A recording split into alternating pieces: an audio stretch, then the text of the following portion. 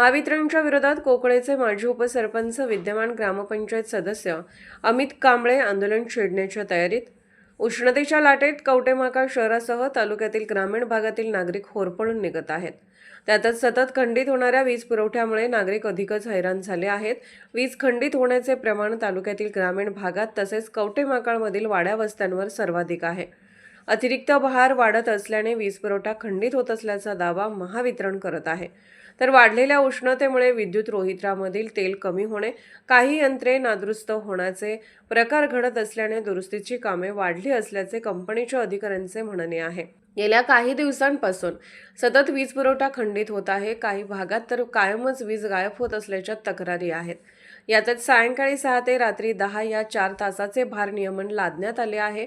सध्या परीक्षेचा काळ असल्याने विद्यार्थ्यांच्या परीक्षा तोंडावर आल्या आहेत।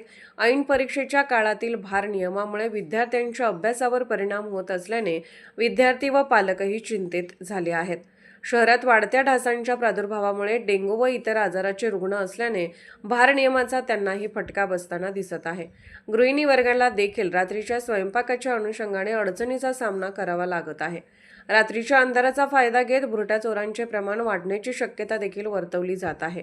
शहराच्या तुलनेत ग्रामीण भागात मोठ्या प्रमाणात भार नियमन करण्यात येत आहे। यामुळे वाड्या वस्त्यावरील तसेच तालुक्यातील ग्रामीण भागातील नागरिक चांगलेच वैतागले आहेत। शहरी भागात भर दिवसाही पथदिवे सुरू असतात, मग ग्रामीण भागावरच हा अन्याय का, असे प्रश्न तालुक्यातील ग्रामीण भागातील नागरिकातून उपस्थित केले जात आहेत। तसेच रात्रीचे भार नियमन रद्द करावे, अन्यथा तीव्र आंदोलन छेडणार असल्याचे पत्र महावितरण अधिकारी कवठेमहांकाळ यांना कोकळे गावचे माजी उपसरपंच विद्यमान ग्रामपंचायत सदस्य अमित कांबळे यांनी दिले। यावेळी बहुजनांचे नेते तानाजीराव शिंगाडे, युवा उद्योजक शरद मोहिते, समाजसेवक राजू कदम उपस्थित होते।